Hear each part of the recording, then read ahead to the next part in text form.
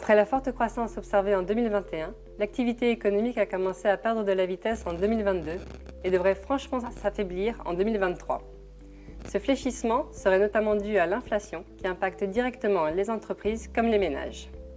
Ce ralentissement économique devrait entraîner une baisse des créations nettes d'emplois, seulement 6 000 en 2023 contre 305 000 en 2022.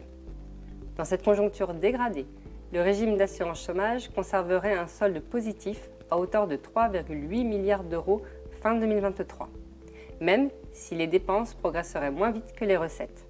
Plusieurs forces sont à l'œuvre. Les recettes profiteraient de l'inflation, qui stimule les salaires et donc les cotisations. Mais l'inflation gonflerait aussi les dépenses, notamment via la revalorisation des allocations. Par ailleurs, la réforme 2021 de l'assurance chômage atteindrait son régime de croisière, réduisant les dépenses du régime.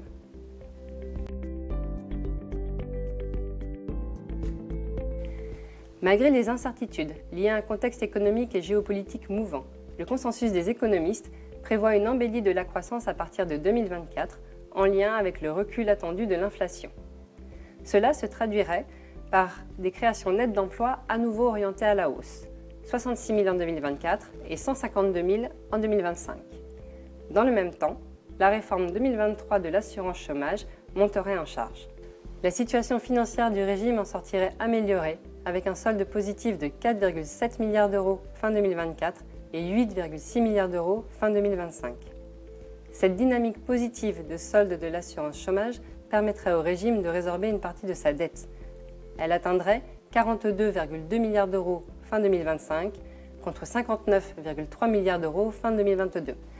La dette resterait néanmoins supérieure à son niveau d'avant-crise, 36,8 milliards d'euros fin 2019.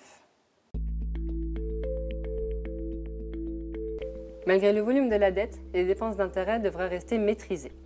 En moyenne, moins de 1% des recettes de l'assurance chômage seraient consacrées au paiement des intérêts liés à la dette financière de l'UNEDIC, ce qui signifie que 99% des ressources seraient utilisées pour protéger les parcours professionnels des actifs.